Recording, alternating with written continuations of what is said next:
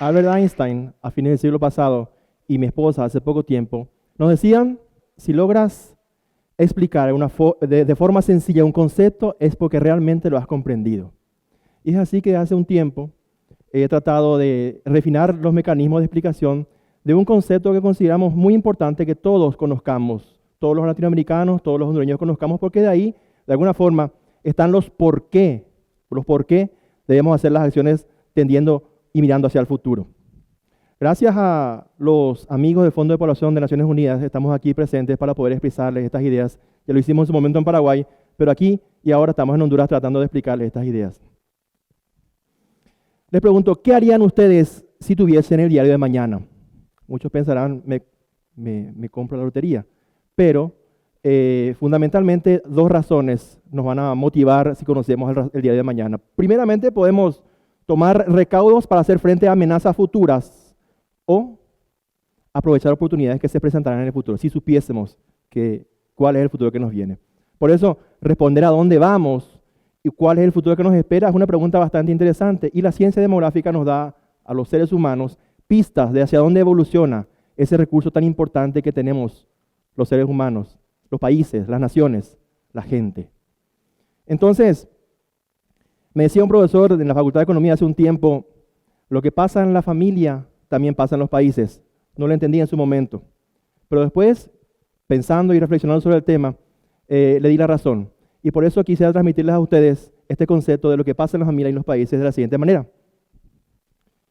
Imagínense ustedes, por favor, una familia de 10 integrantes, mamá y papá y 8 hijos pequeños, típica familia hondureña de los años 50. Así eran las familias hondureñas en los años 50. Entonces, para esta familia, imagino que habrá sido bastante complicado sostenerse a sí mismos los padres y a los 8 hijos pequeños que estaban con ellos. Habrá sido complicado. ¿Por qué? Porque si son buenos padres, seguramente van a hacer sacrificios personales en pro del bienestar de sus hijos. Eso hacen los padres que aman a sus hijos.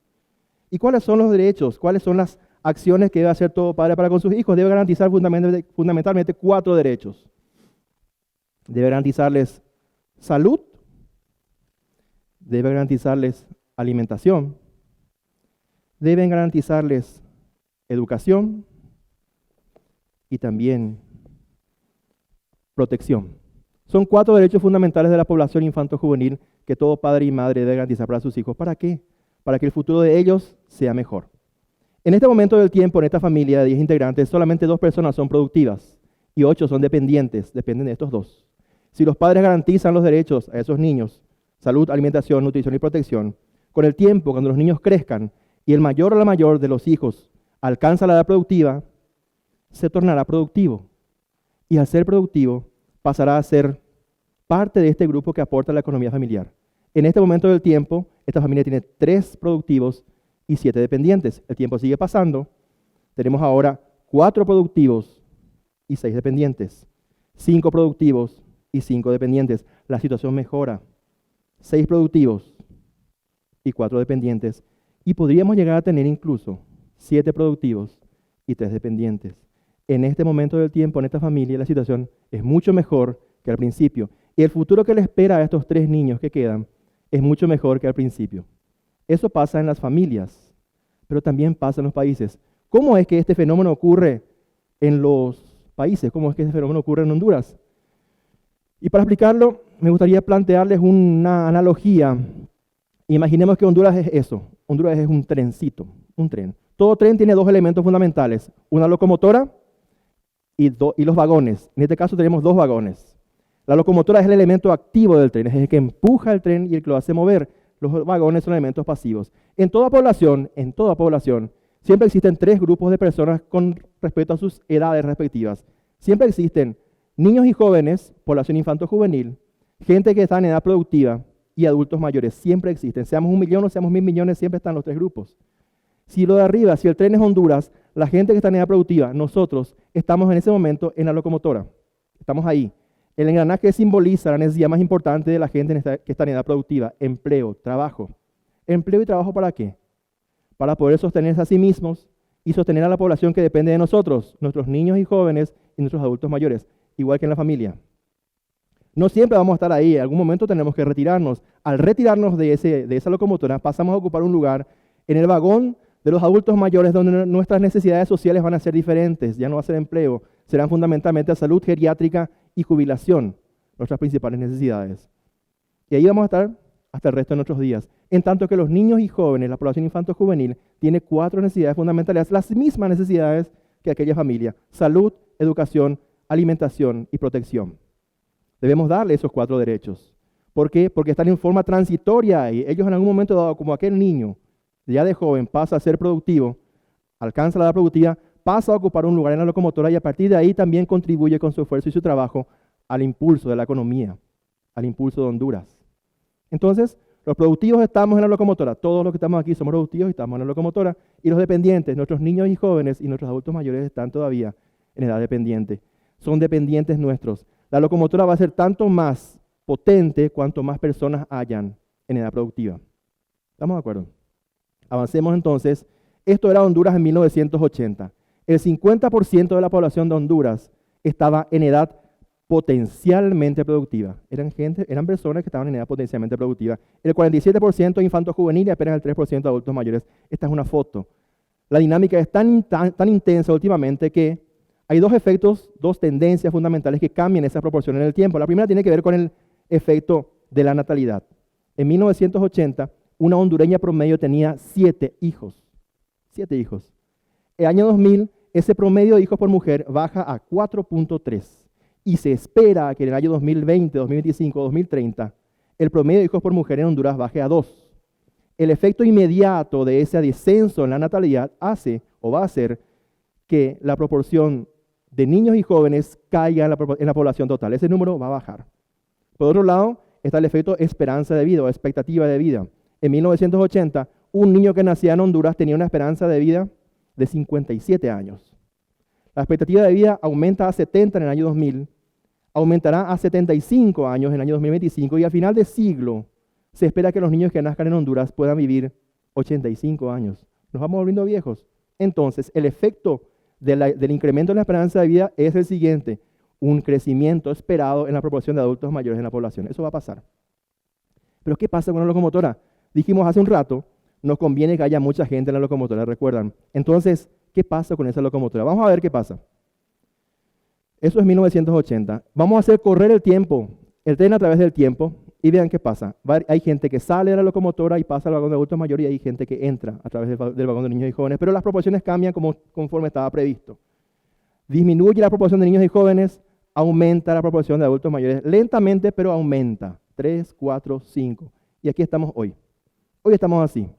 El 61% de la población crece de un 50 a un 61% en 35 años.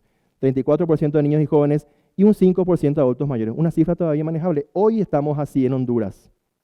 Es una oportunidad fantástica porque la potencialidad productiva de Honduras es mucho mayor que 35 años atrás. Hay más gente con posibilidades de empujar su economía y su desarrollo.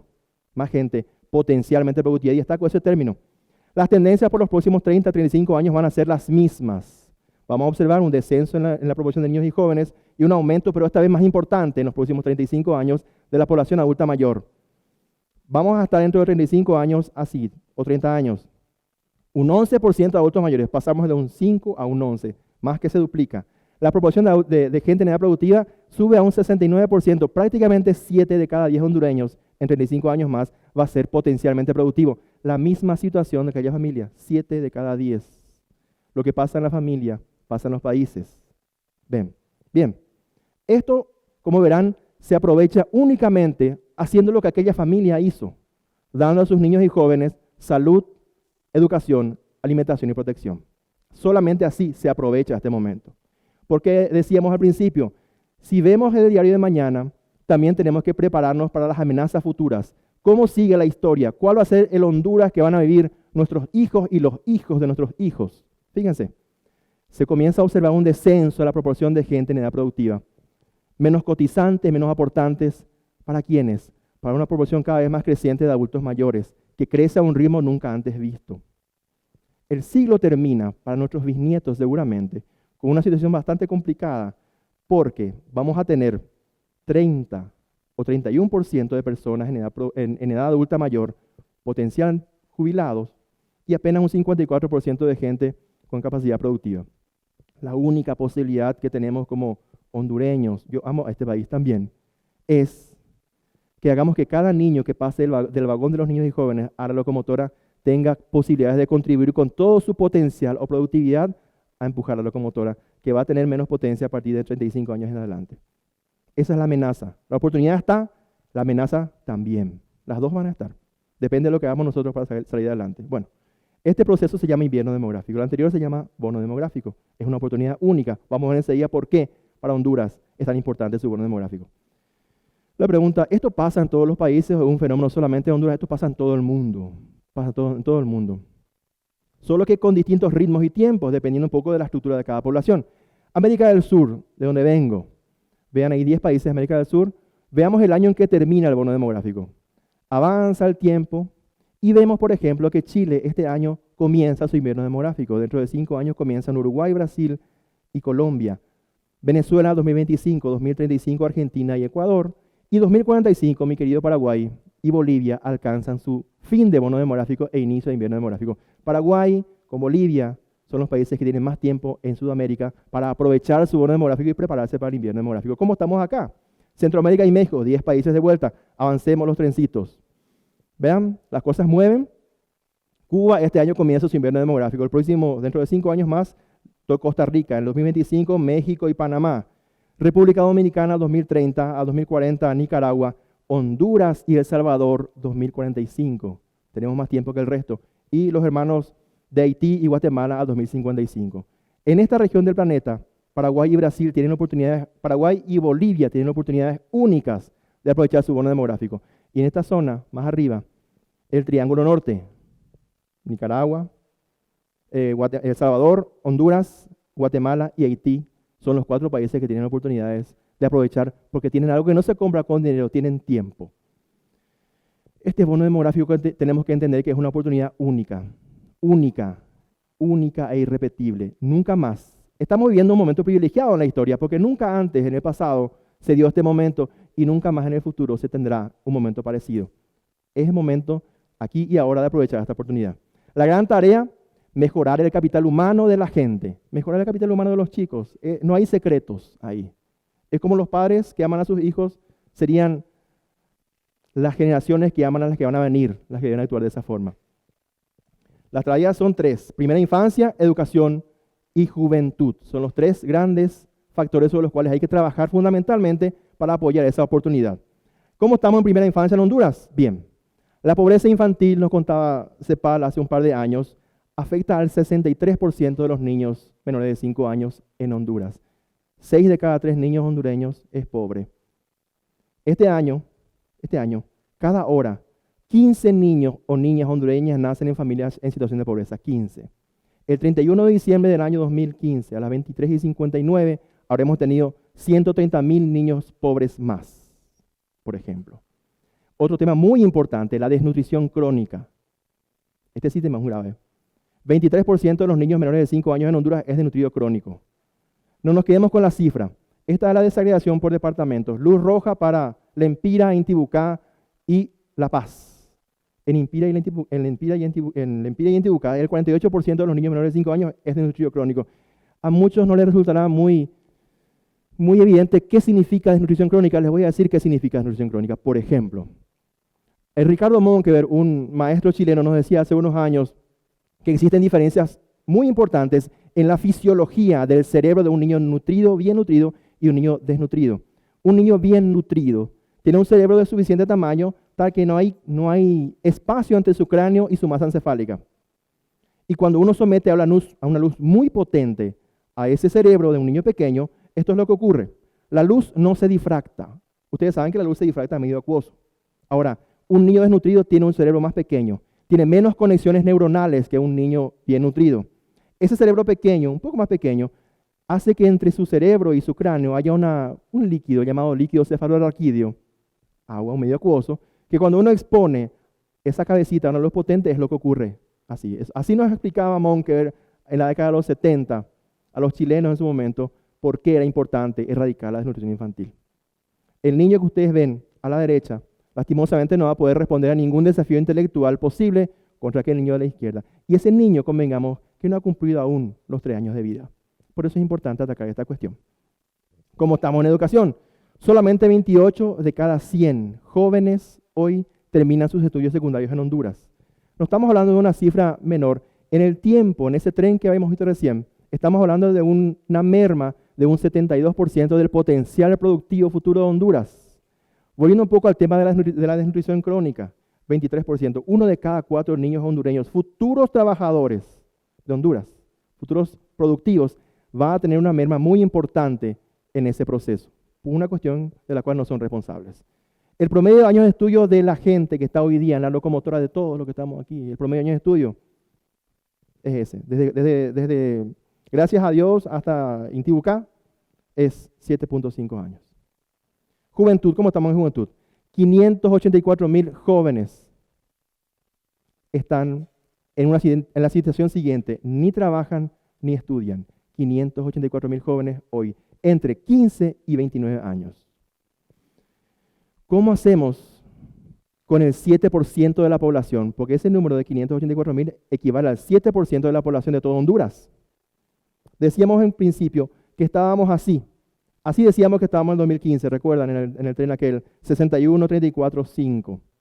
Pero ¿cómo catalogamos? ¿En qué lugar colocamos al 7% de la población? Que estando en edad productiva no produce, no trabaja ni estudia. Mucha gente recomienda hacer esto. Creamos un tercer vagón, reducimos la fuerza productiva de 61 a 54, incrementamos un vagón con un 7% más de dependencia, y ahí está. La consecuencia, ven gráficamente lo que implica tener un 7% de población que ni estudia ni trabaja. Así estamos realmente hoy. Y para ver también, de 4 personas, de 4 jóvenes que ni trabajan ni estudian, 3 son mujeres. Una cuestión de género que hay que revisar también. Tenemos que hacer lo posible por reducir la proporción de personas que no trabajan ni estudian en edad productiva para que eso suba de vuelta y Honduras recupere el potencial que tiene. Bien. Embarazo adolescente, el 26% de las niñas de Honduras es madre. Es para revisar. Eso replica el círculo intergeneracional de la pobreza.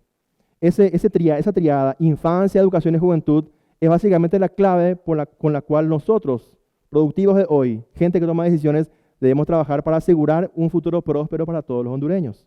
El desafío es de todos. Que no nos pase lo que pasa como la arena que se escapa de las manos. La oportunidad que tenemos es única y que no se nos escape de las manos. No solo es necesario comprender la realidad. Ustedes entienden hoy día lo que es el bono demográfico, entienden los problemas que puede llegar a tener. No se queden con eso. Hagan lo posible para transformar la realidad. Porque estamos todos finalmente en un mismo tren. Ese tren se llama Honduras. Estamos todos ahí. Y la responsabilidad es de todos, es de absolutamente todos, no solo del gobierno, es de la sociedad civil, de la cooperación, de las universidades, de los medios de comunicación, de las empresas, de todos ustedes. Algo podemos hacer por cambiar la realidad. Les cuento una historia breve y estamos terminando. En Paraguay teníamos hace unos años un precioso lago llamado Lago de Pacaraí, que era un atractivo turístico muy importante para el Paraguay. 30 años atrás los ambientalistas nos decían mucho cuidado con los efluentes que están lanzando al lago, porque el lago puede no tener recuperación y tener un estado de no vuelta atrás. Nadie les hizo caso, siguieron insistiendo, hasta que finalmente pasó. Hoy día el hermoso lago de Pacaraí es un lago lleno de cianobacterias y el atractivo turístico se fue. Perdimos un atractivo turístico muy importante para el Paraguay. Aquí pasó lo mismo, me comentaban, con el lago Yohoa. ¿Les suena familiar? También la misma cosa, los ambientalistas nos daban advertencias con tiempo, pero no hicimos caso y finalmente Yohoa también llegó a niveles de contaminación muy elevados. Hoy día con el bono demográfico le estamos advirtiendo a la sociedad el diario de mañana, 35 años antes, esto va a pasar. Y lo que tienen que hacer para aprovechar la oportunidad es esto, infancia, educación y juventud, para enfrentar la futura amenaza que se viene, que se llama invierno demográfico. El futuro de Honduras es ahora, no esperemos más. Cada minuto que pasa es tiempo perdido. Dejemos de lado nuestras diferencias. Diferencias siempre van a haber, pero como estamos todos en un mismo tren, coincidamos en algunos puntos. En algunos puntos coincidamos y trabajemos en esos puntos. Infancia, juventud y educación son 3 de esos puntos de coincidencia. Bien, ¿el desafío es grande? Sí. Pero si entre todos somos conscientes de la única oportunidad brillante que tenemos. El desafío es grande. Sí, se puede. Muchas gracias.